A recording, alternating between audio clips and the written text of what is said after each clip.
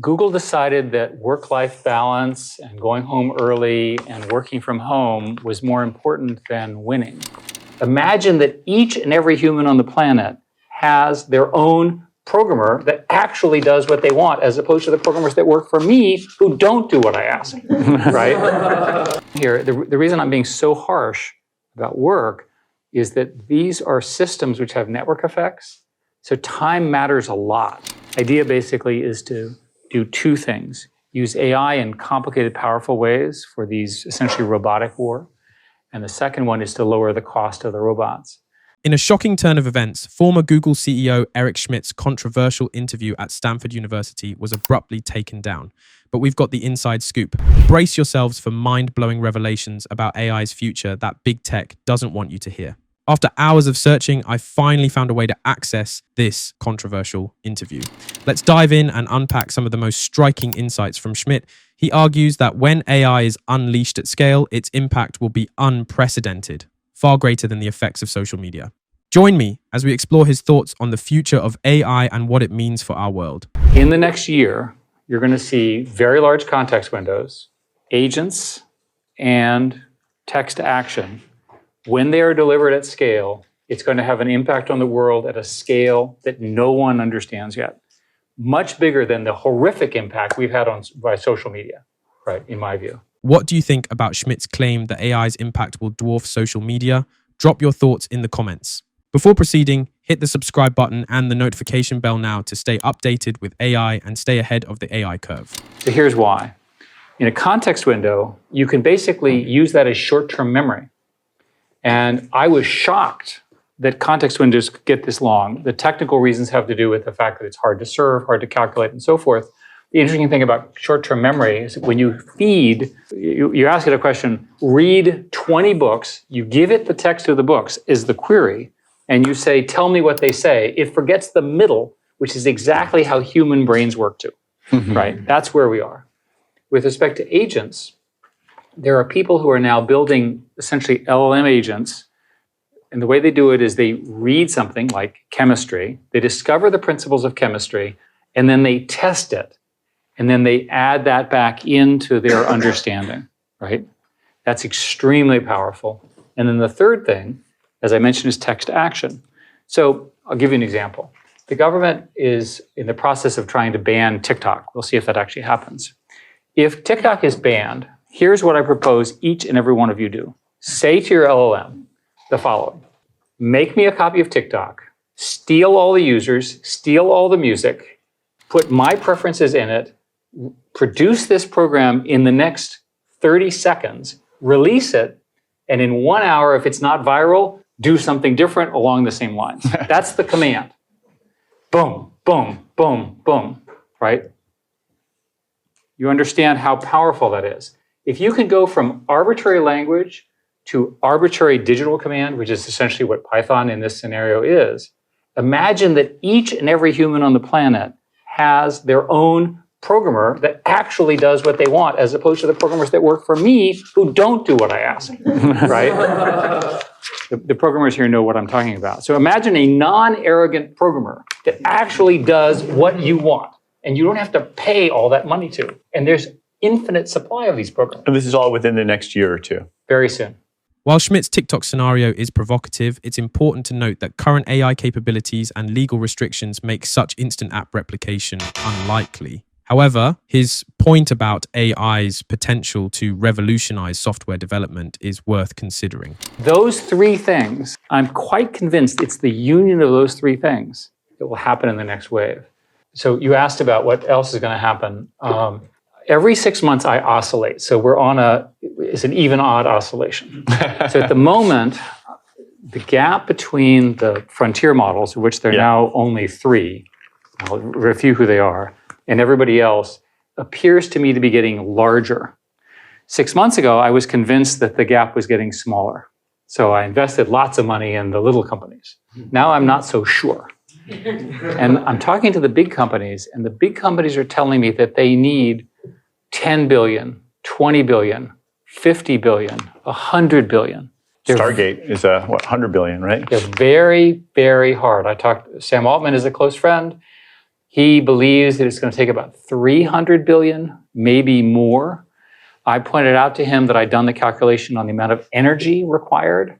And I then, in the spirit of full disclosure, went to the White House on Friday and told them that we need to become best friends with Canada. Because Canada has really nice people, helped invent AI, and lots of hydropower. Because we as a country do not have enough power to do this. The alternative is to have the Arabs fund it. And I like the Arabs personally. I spent lots of time there, right? But they're not going to adhere to our national security rules, whereas Canada and the US are part of a triumvirate where we all agree on. So these $100 billion, $300 billion data centers, electricity starts becoming the scarce resource. Now, first of all, we don't have the energy resources to hit AGI. It's just not possible right now. Plus, Eric's idea that we'll need bigger models and more data, not true. Sam Altman has said similar things. We need to do more with the same or even less data since we've already tapped into all the data humanity has created. The key? Figuring out how to make synthetic data useful and maximizing what we already have. You were at Google for a long time, and they invented the transformer architecture. Peter. It's all Peter's fault. Thanks to brilliant people over there like Peter and Jeff Dean and everyone. But now it doesn't seem like they've kind of lost the initiative to OpenAI, and even the last leaderboard I saw, Anthropic's Claude was at the top of the list. I asked Sundar this. He didn't really give me a very sharp answer. Maybe you have a sharper or a more objective explanation for what's going on there. I'm no longer a Google employee. Yes. In the spirit of full disclosure, Google decided that work-life balance and going home early and working from home was more important than winning. Okay, so that is the line that got him in trouble. It was everywhere, all over Twitter. When he said Google prioritized work-life balance, going home early, not working as hard as the competitor to winning, they chose work-life balance over winning. And that's actually a pretty common perception of Google and the startups. The reason startups work is because the people work like hell. And I'm sorry to be so blunt, but the fact of the matter is if you all leave the university and go found a company, you're not going to let people work from home and only come in one day a week if you want to compete against the other startups. When in the early days of Google, Microsoft was like that. Exactly. But now it seems to be... And there's a long history of, in my industry, our industry, I guess, of companies winning in a genuinely creative way and really dominating a space and not making this the next transition. It's very well documented. And I think that the truth is founders are special. The founders need to be in charge. The founders are difficult to work with. They push people hard. As much as we can dislike Elon's personal behavior, look at what he gets out of people. I had dinner with him, and he was flying. I was in Montana. He was flying that night at 10 p.m. to have a meeting at midnight with X.AI. Right? Think about it.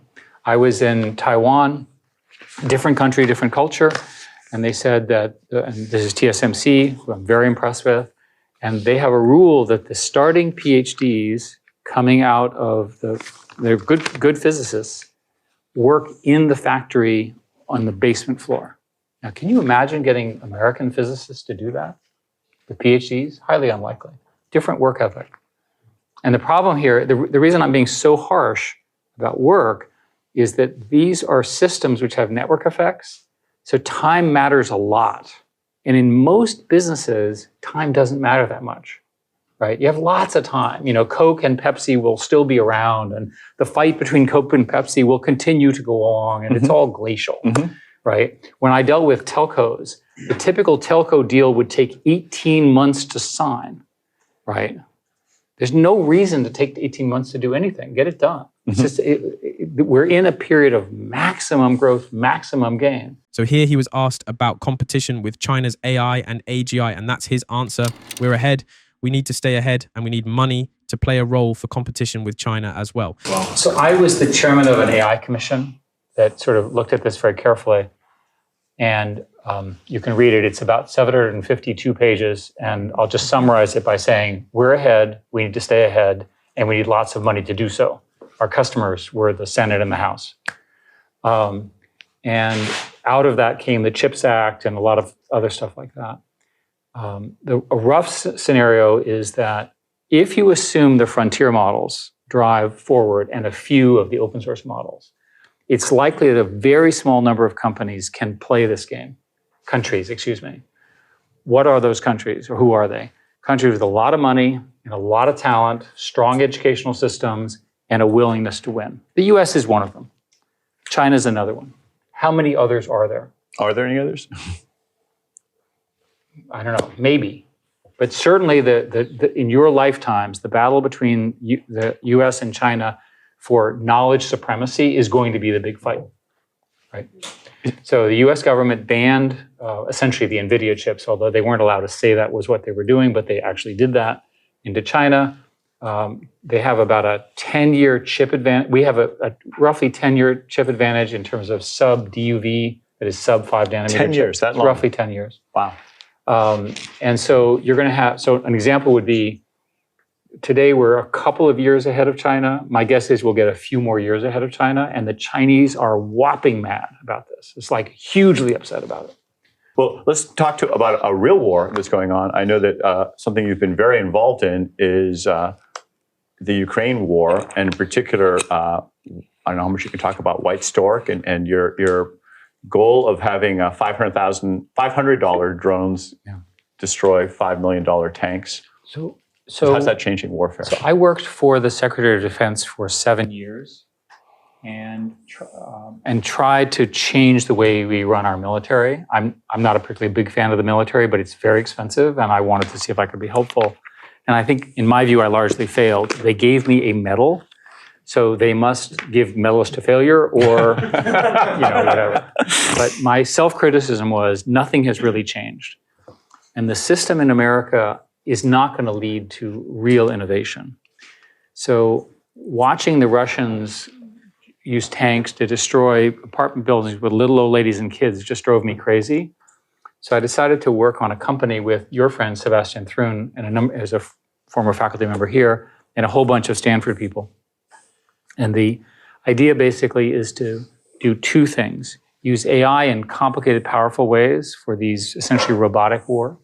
And the second one is to lower the cost of the robots. Now you sit there and you go, why would a good liberal like me do that?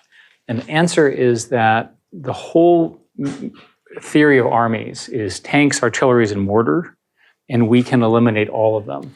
So here what he's talking about is that Ukraine's creating 3D printed drones for just a few $100. These low-cost drones are dropping bombs on million-dollar tanks. Talk about a game changer. Schmidt's leaked interview gives us a rare, unfiltered glimpse into the mind of a tech giant. But what do these predictions mean for our future? In part 2, we'll dive deeper into Schmidt's most controversial claims and their potential impact on your life. Don't miss it. Hit subscribe and the notification bell now to stay ahead of the AI curve.